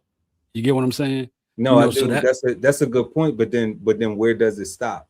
And that's what I'm talking about. Like, where does it stop? Because at some point, if they can just make the law to say, okay, well, these people don't have to pay this, all right, and we're going to pay this amount, all right, then what makes it where they can't just make a law to say, okay, well, they won't be able to everybody, do it. They won't be able to do it because well, it's a one. everybody's rent can Nah, be capped, and we they just can't. capping rents all across the board. They can't do that because it's a one-off. So he has the chance to do it right now because he has the power. The next person that come in, they can totally reverse that. So it's not. Right now what we're talking about is not going to be But a why would permanent they? thing. But see, this is my thing. I don't think they will reverse it because if it's like you said, tax revenues for the city can increase, then I think that makes all the sense in the world to To keep it going. and Right. increase it. You know, to find other ways to say, okay, well, we can step on these toes right here. The toes already stepped on. So it's like, well, we can go ahead and step up on the rest of the foot, and then we can, you know, after soon. So what it's going to do is the whole it's going foot to covered. it's going to end up making New York one of the highest tax places. And then Florida you got was nothing to it stand in the on. United States. You know, it's going to be very I heavily mean, but taxed. it's already high in taxes in New York. It's already Right, one of but the highest. it's going to do even more because originally these people was paying when they got their SSI checks, their disability checks, they were paying a portion of their rent. Now Modani has come in and said, hey, you don't have to pay nothing for however many days it is, but in those amount of days you can apply for permanent rent reduction, rent gone. Yeah, but it's not gone. It's just a permanent price. So if Right, you it's have a permanent. 500, then you just stuck at 500. Now they already did that for 2 years, but my thing is that does it for 2 years. Okay, from 12 months to 24 months. But you know what happens after that? And that's the reason why it's like Another election. I saw the people celebrating, you know, but and they're celebrating it now, but I'm like, but does it get worse later? You know, or does it just get better? Because like you talking about with taxes increasing, a lot of people look at that as, yay, I'm celebrating, I don't have to pay more for this. But everybody else got to pay. But then what they start to receive becomes less because taxes increase. Yeah.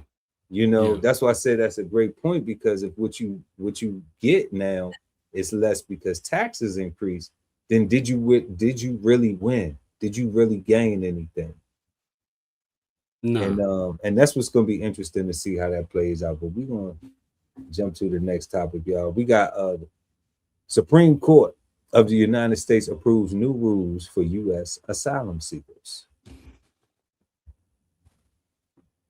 The Supreme Court rules asylum seekers must seek asylum when on American soil, not on the other side of the border, because technically they're not in the United States. The simple meaning of the word arrived. You have not arrived if you are standing on the other side of the border. You have arrived if you are in the United States. The Obama White House first implemented this metering policy in the 2010s. It limits the number of people seeking asylum, which means fewer claims to process. It was then expanded during the first Trump administration.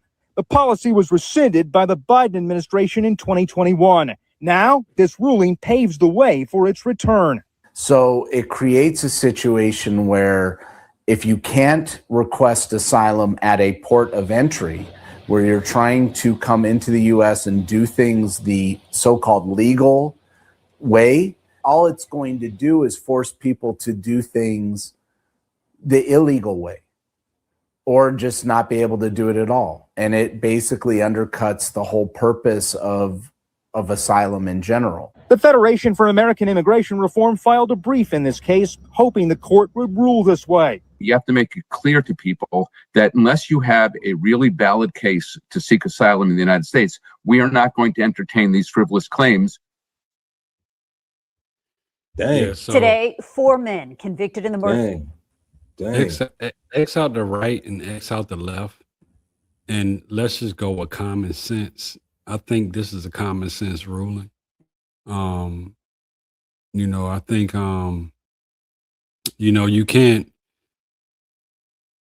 apply for something before you get to that point. So, you know, if you say, hey, you know, we're giving away $100 to a viewer of DBCHEFTV Brunch with the Fellas, but this person never logs on. He logged on to Brunch with the other guys and think that he can get the $100. It's the same thing. You know what I'm saying? So at the end of the day, I think it's a common. No, TF, it's not. No, it's not. It is not. Yeah, the it same is. thing. No, It it's is. not, because participation is not what gets you paid. Subscribing is what gets you paid. So I'm if not you talking just- about. I'm not. No, I'm talking about. your analogy. I'm just you. I'm talking Okay, about okay, your go ahead, analogy, run and with it. that's Let me why- let me hear what that's you my got. response to it, because Yeah. because the example you gave was that they would have to participate. No, they just have to subscribe. That's it. You don't Right, have to- right. You don't have to. But It they helps. subscribe. It'll be good. It'll be nice to see you in the comments. It'll be nice to see you in the chat. It'll be nice to see you leaving comments and hitting the like button. Right, and all right. that good But stuff. but listen, what I'm if saying, you what I'm just saying is subscribe, that's they enough. never made it. They never made it to our platform to subscribe, so they can't get the prize. So that means what they're saying is if you ain't even make it to the United States, you can't get the prize. You on the other side of the border. You can. I think I'm a But left they guy. could, but look, but they could make it to the United States because, but what they saying is even if you make it to the United States and you at the gate, that don't give you can't file for it at the gate no more. You shouldn't be able to. You see what I'm saying? You Shouldn't- got you to shouldn't go be get- able to. but you should be able to at the gate. No. You No. should be able to ask for permission. No, at no, the no, gate. no, no, no. You should be able to, on that piece of paper they gave you, you should be able to put that I'm here for asylum seeking, but it does not allow you an immediate come through the border and stay at this facility until we vet your ass. You see what Well, I'm we saying? have a wet foot dry foot policy with Cuba. I think that's still in effect. I'm not sure. I have to look that up. We about to invade it. We about to invade Cuba. He wanna run over there and invade Cuba. So I mean that's not. But what I'm saying is the Cuban asylum seekers have a Not no more. seek They ain't gotta- refuge. Is it done? Not Is it under this over? administration. Yeah, you can't do it. He said that nobody. let's knows. see He's where trying to Foot send back all the Cubans. Like it's not. That's not a thing that's happening right now. The wet foot dry foot policy still in effect. Wet foot was a former immigration derivative that establishing mandated blah blah blah blah blah. Let's see. Modification. Cubans who successfully made the land full granted parole status after physically residing for the U.S. for 1 day and were typically granted resident green cards. Okay, so the wet foot dry foot policy, Obama ended it. The Obama administration formally ended wet foot dry foot policy in 2017. So I'm way behind. Okay, so that would just but this goes along with, they said that Obama was the one who parented this policy. So it all lines up. It makes sense. I think it's So- common sense policy, bro. You know, So- and so if you got get to the door no Obama, more. you got Obama doing it, and then you got Trump doing it. That's a good middle fucking ground. It's common sense fucking policy to me. You get what I'm saying? I think What it's was up something with that Biden though? What's up with I think I'm just teasing. You ain't gotta answer that. Yeah, You I'm ain't going to gotta answer it. I'm going to answer it. I think what I really think, I think that Biden was Obama's vice president, right? And as vice president, you have to sit back and watch He was the things. president of the United States, man. Like, No, what are no, you talking about? no. Biden, listen, He was the POTUS. listen. Biden was Obama's vice president. right? Prior to him becoming the POTUS, right? Right. Right. So old news, right? But then new news is he's the president. when he became president, the things that he didn't like, that he couldn't speak about, that Obama did, he wanted to change. I really do believe, as a left That's guy, fair. That's I really fair. do believe as a left guy that Biden fucked some shit up, straight up. You get what I'm saying? And I believe that this administration was allowed to ride the wave on. You know what I'm saying? But at the end of the day, he set aside some of the things that Obama did and was like, yo, I'm going to do it different. Now, here's the thing. Obama did it the way he did it. Biden came in. Trump came in. Didn't do it at all. Right. Didn't do it at all. Right. Then Biden came in, and then Trump came in and did the same thing that Obama did. I think it's common sense fucking policy that the American people want. You know what I'm saying? It's not. It's what not American people want. What American people want. Have you? But let's. Okay, so I'm gonna rock with you on that. Is common sense to me. Have you heard? Let's just start with the people, the American people that might be around the most. Have you heard Black people talk about how immigration in social circles, how foreigners are taking jobs from them? I have not heard Black people talk about immigration, period. Okay, so that's what I'm just gonna start with that first. You know what I'm saying? Before we even go to any other ethnicities of American in the US.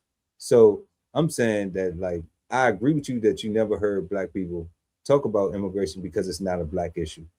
It's not a Black social political issue. Okay, so that's why Black people ain't talking about it. Even though Obama brought it up, and we see this now, what I'm saying is like the other guy said, he said, like, this country now, Black history is slave history. We wasn't brought here as immigrants or like to work. Well, we were brought here as immigrants to work on plantations, but not get paid. Nothing more than that. At least that's the story. Okay, right. That is the African American history. All right, or history of the African American in America. All right, and the Native person.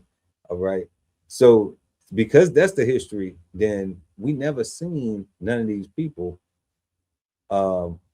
We haven't been challenged. We haven't been.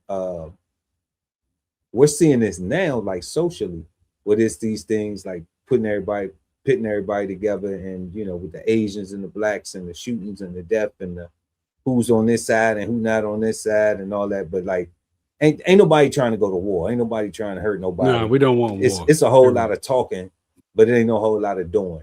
And then when the dudes things happen, it just be victimization, overload, and it's not anybody like really trying to do nothing.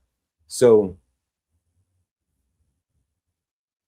allowing people to come here has always been something that helped with the economy of the US. And this is why I think it's a problem. I don't think that it's common sense. One thing that I do agree with Biden allowing people to come in, not the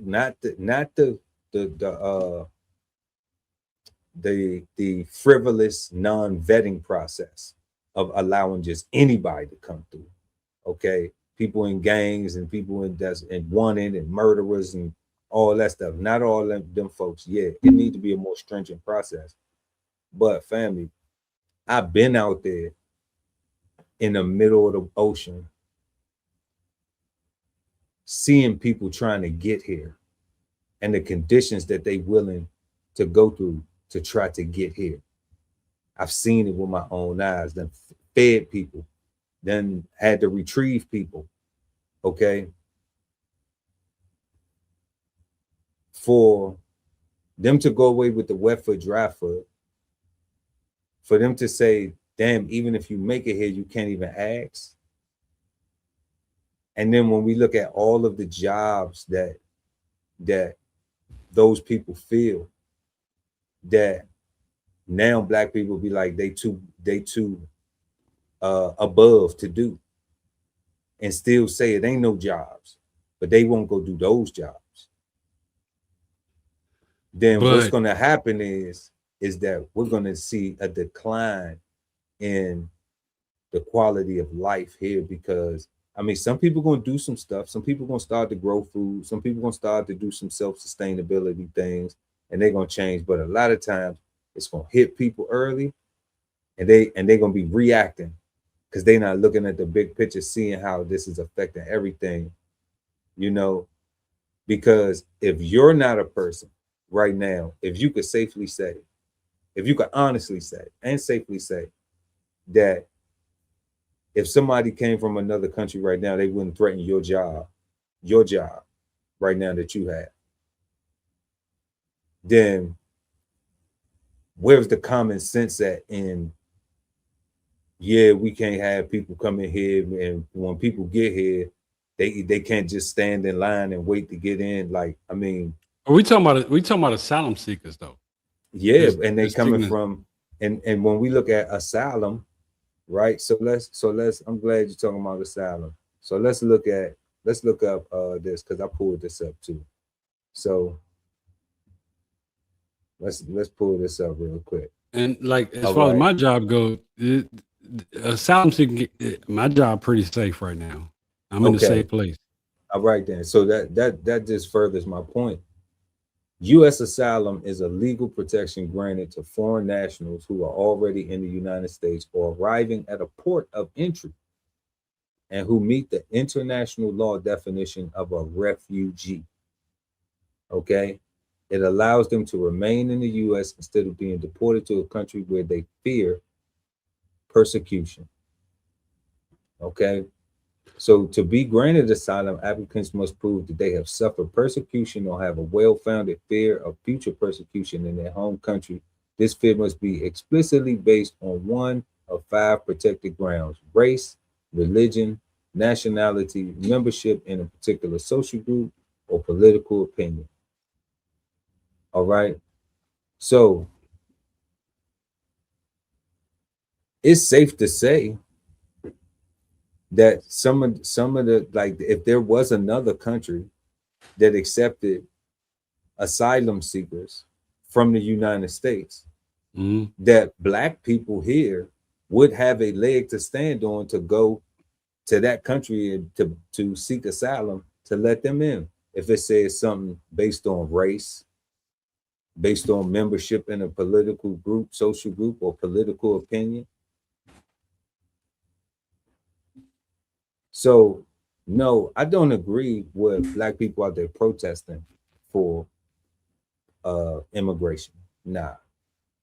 Because there's enough social issues that Black people need to protest for themselves first. That's true. But when you look at this and they put this race thing into it and everything, and then we ask these real questions like, how many people do I know that's Black, that's employed, are worried about an immigrant taking a job? You know, that are doing well for themselves? None. Absolutely zero. Absolutely zero.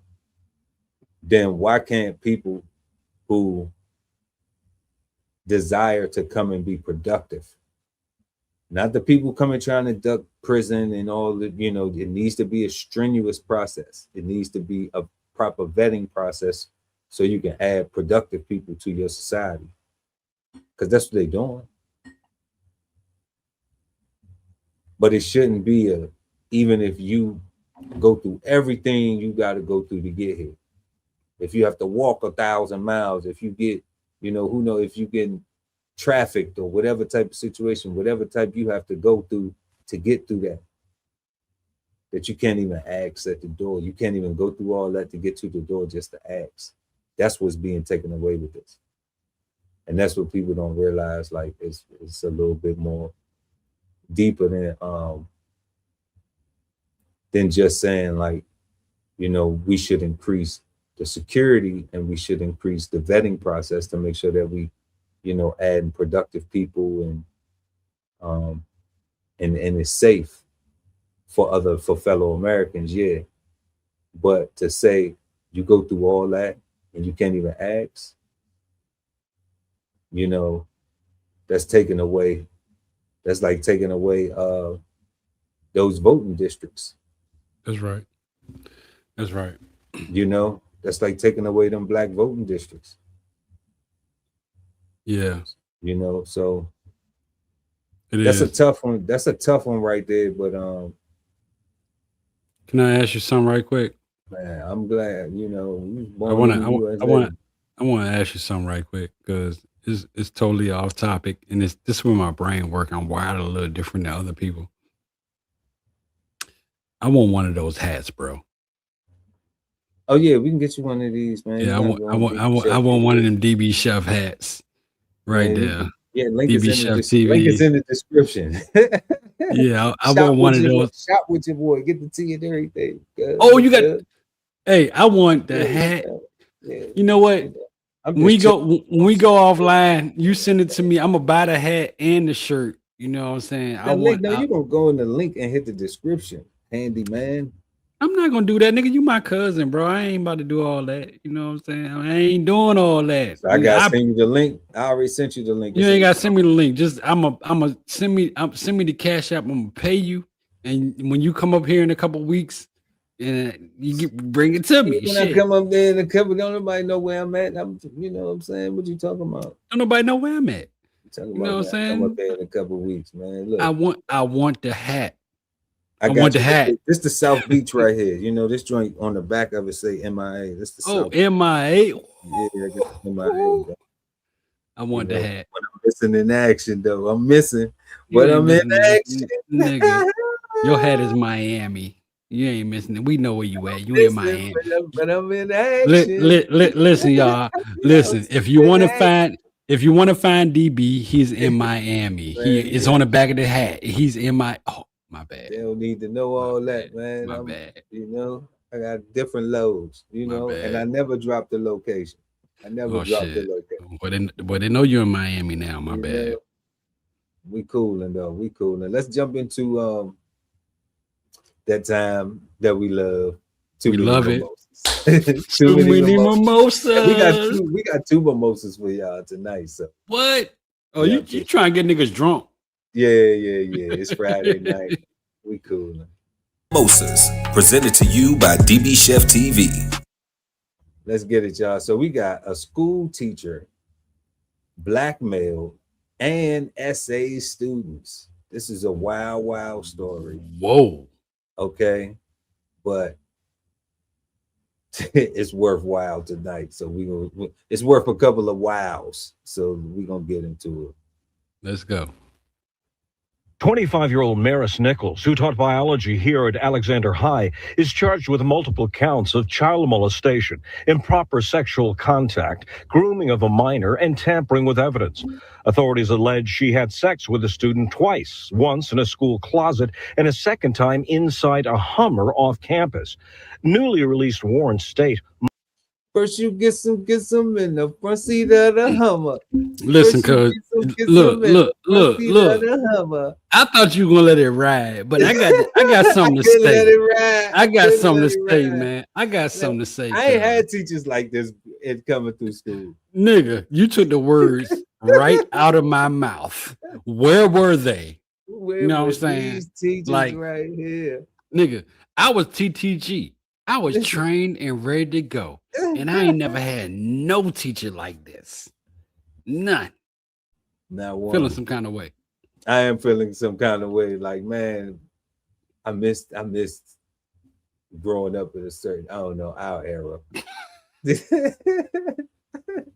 is a bad story, but I'm just saying. Play the story, bro, because we don't get in trouble.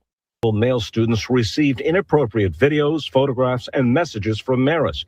The mentioned students also received and/or shared video of a student having sex with the teacher. One of the videos shows Maris from behind, and she is wearing a light yellow sweatshirt that has "Jesus loves you" in large letters on the back of the shirt. Another warrant states another victim came forward who has alleged he also had sex with Maris at the golf course in St. Andrews Golf Community and claims there are messages between him and Maris that took place on the Snapchat app. Another allegation, throughout the investigation, it has been said repeatedly on social media apps that the victims in this case were blackmailing Maris by threatening to expose her OnlyFans account in return for a good grade in her class. Investigators all Yeah, yeah, that sounds like normal. That sound about right. Yo, I know she was smashing the students though. That's wild. yeah, but she was also popping off on the OnlyFans and the kids. Listen, so here's what I gather from the story. She was popping off on OnlyFans. She went to go do her school job. The kids was like, "Yo, I just paid for a subscription for Miss Nelson, whatever her name is." You know what I'm saying? And she's popping off.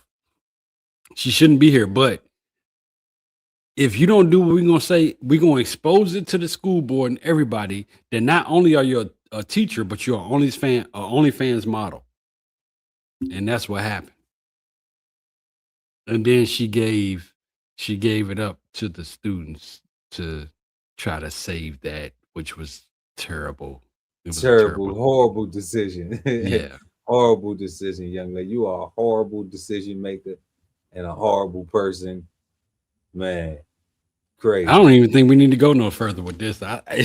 Crazy. We know what happened. Crazy. And for that, what's her name? I can't even remember. And you know what one of the problems is too?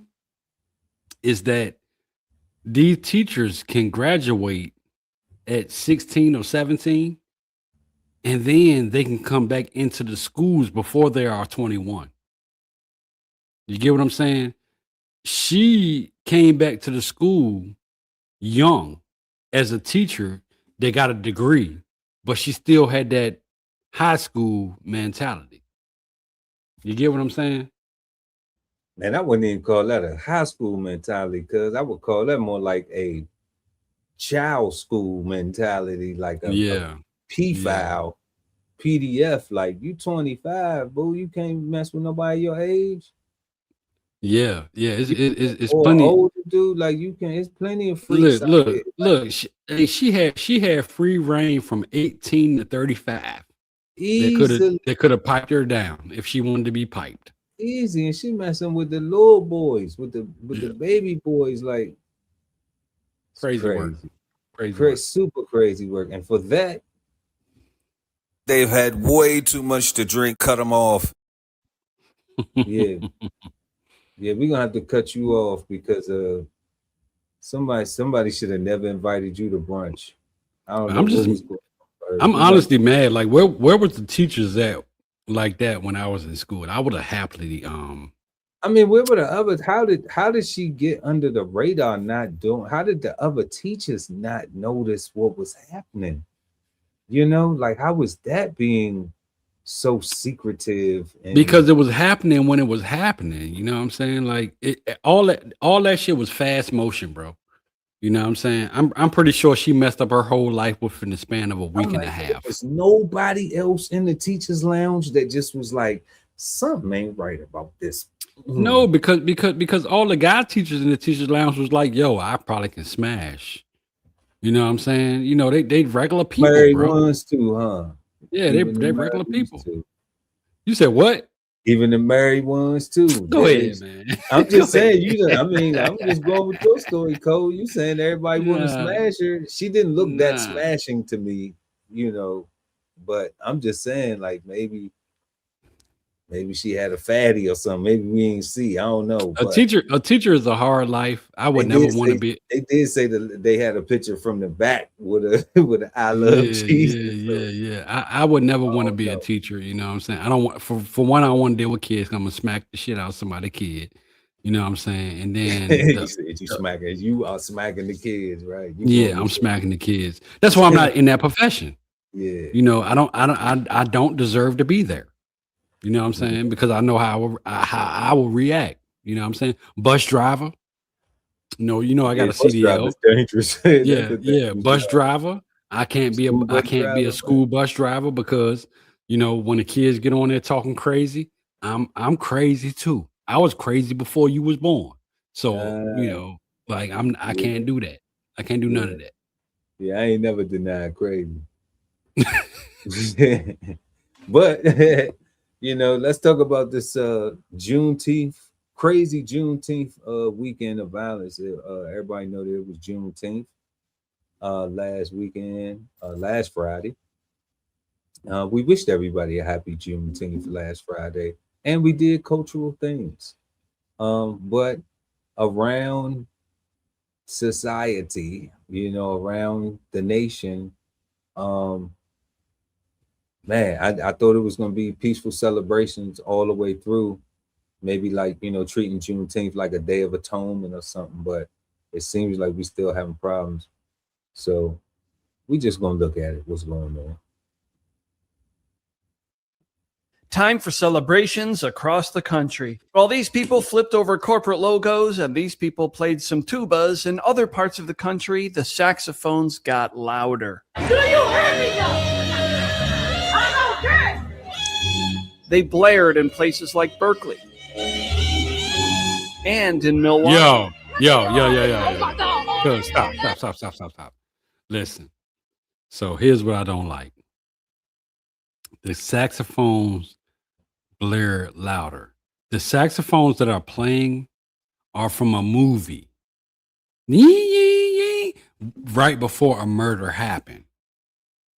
I recognize what they are doing. Yeah. You know what I'm saying? The saxophones were not blaring louder.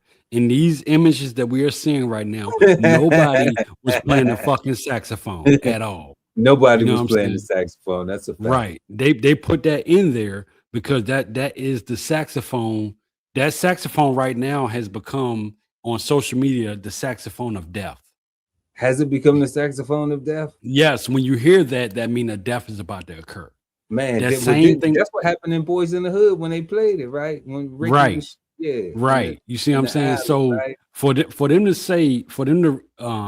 put that in alignment with this, them saxophones was not playing in this footage that we're seeing. They overlaid that saxophone for the saxophone of death.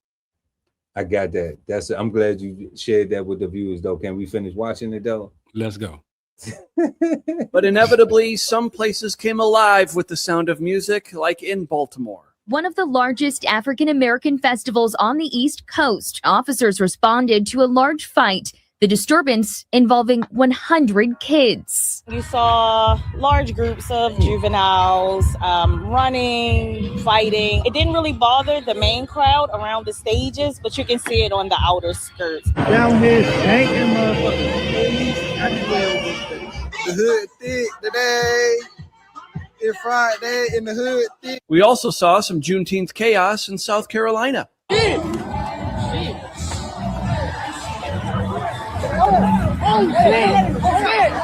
city of Columbia is announcing a permanent unaccompanied minors policy effective immediately. Anyone under the age of 18 to be accompanied by a parent, legal guardian, or adult over 21 after 5 p.m. at Finley Park. So this stroller is just going to stay here? And this guy is entering a combat zone with a baby? Anyway, let's head over to Pittsburgh. Public safety says more young people are engaging in violence in the city of Pittsburgh. They say there were fights involving groups of teens throughout last night. And one of them, a large fight in Market Square involving 40 to 50 teens. There were several hundred teens in that area at the time. 3 guns were recovered. 5 adults were arrested on charges including aggravated assault. 4 teens were cited for disorderly conduct. Juneteenth organizers are implementing a chaperone policy for minors. In Nashville, about a dozen teens agreed to meet on this street corner behind me for a planned fight. Now, that's when officers tell us that things escalated and a 12-year-old was shot in the head. And of course, how could we forget the star of the show, Chicago? According to Chicago police, more than 40 people are hurt, 7 people are dead after at least 24 shootings broke out since 5 p.m. on Friday. The largest incident happened on Juneteenth on the far south side when an SUV pulled up to a crowd that was outside and opened fire, wounding 12 people. It should be celebrating, and fireworks should not turn into gunshots. Does a disservice to the community and what Juneteenth is supposed to stand for. Okay. And to all of those young people involved, who didn't get the memo, who didn't get the message from the Julio Foolio shooters.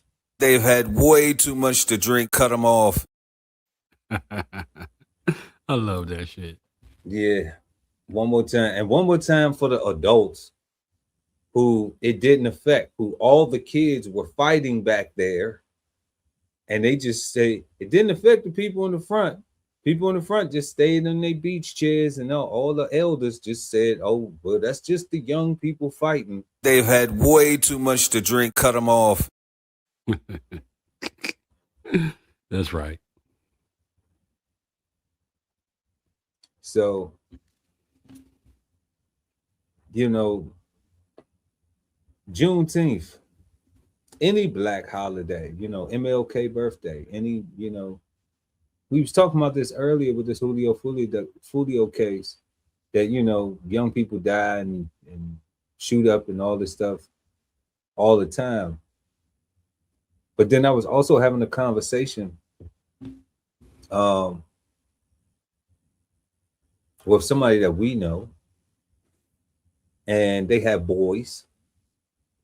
And I asked them, I said, you know, do you check your son's friends? Can you do that? Like if they doing something wrong, can you check them? Oh, okay. Yeah. You know, like if you catch your child and their friend doing something wrong, can you check them? I know you're gonna check yours, but can you check them? Right. You know, and what they told me was you can't. And you got to be careful. And that was wild to me. And at that moment, I was like, that was one of the reasons why I'm just like, well, so glad I don't have children. Because when we got caught by our elder, they could check us. They could check both of us. And matter of fact, because that elder checks you, now they're gonna tell your parent, and you embarrassed your parent. Now it's gonna be, you get double the fun. Right. So you will get you get a beat down from both sides. From both sides, you know. Yeah. And now that that's gone, it explains to me why they could say, why the sister could say it didn't affect nobody in the front. That was just the kids back there, blah, blah, blah. And in a real village, it's about us. It's about a cultural setting. Then the elders get the respect that they're supposed to have, that the youth are not supposed to be conducting themselves like that, because they know the significance of the event, of the day, of why we're here, and what we're doing here. And the consequences of acting a fool. I mean, even if they don't, at some point in time, right? Like, that's true. But if your intentions are purposeful, then like you don't even have to worry about a negative consequence, because the consequence of the purpose for being there to celebrate is a good time. Okay. Right. So like, and that's how we was raised. We was raised like that, but it's not like that now. You know, the consequence of going there, having is to celebrate, to learn history, to, you know, remember things, is a good time, is enjoyment. That's the consequence of it. You know, that's the positive consequence of it. The negative consequence of it is going there and the elders just sitting up front like, oh, that's just the jits back there shooting each other up and beating each other up, acting like ratchet and fools and carrying on. And ain't nobody gonna say nothing to them at all. Call the police on them.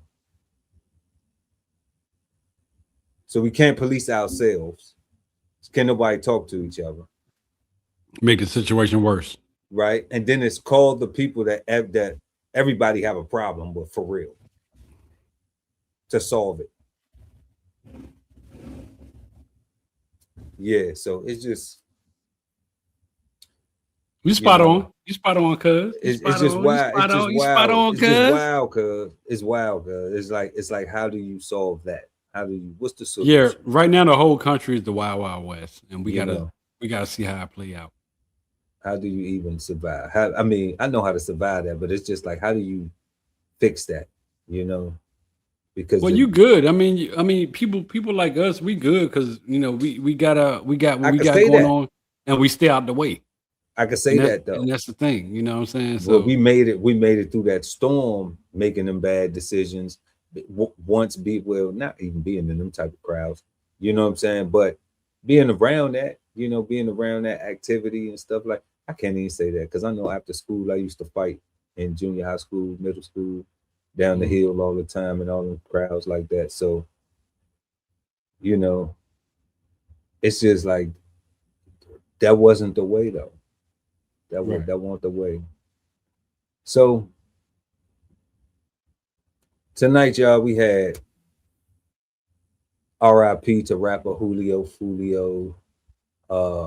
His killers were sentenced, and they spoke. They dropped some little jewels for the youth, for Jacksonville, for the youth nationwide, since this made nationwide news. And one of the elders in there was stressing that people show this to their babies and had them tough conversations with them to deter them, to let them know what it looks like, since this is, like Cold Season was saying, such a high profile case, and it may be people in your own community going through this, but they don't get all this news attention and the inside to where you can actually see all of the details and the regrets and the mistakes and people speaking on it. So it's something to check out. Then we had Big Tigger, legendary broadcast legend, arrested. And it's domestic, but we think that they either gonna work their problems out, and we send some love and some blessings to them, to their family, man. It's we like to see black love. We don't like to see it dysfunctional, but hopefully y'all get y'all thing together and it's gonna be what it's supposed to be. Then R.I.P. to Tay Keith, Grammy nominated producer, found dead at 29. Made a lot of hits, man.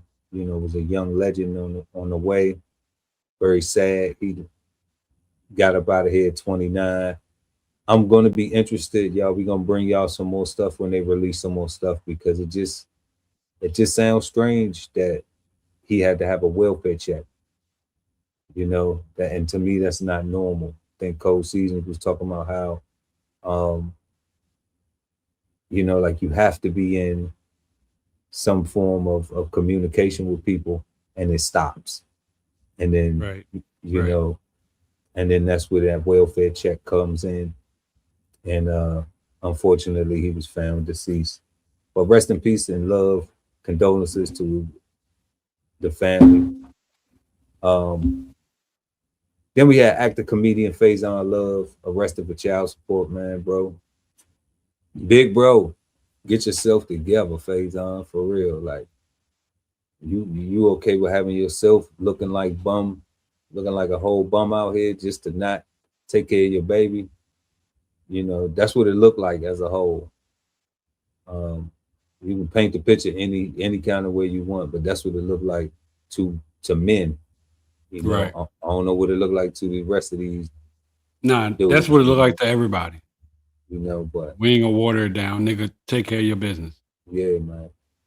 Then we went to New York City, and we saw them freeze the rent payments, and like Cole was saying, that's for disabled and for what did you say, seniors? And seniors, yeah, disabled and elderly, or elderly, yeah.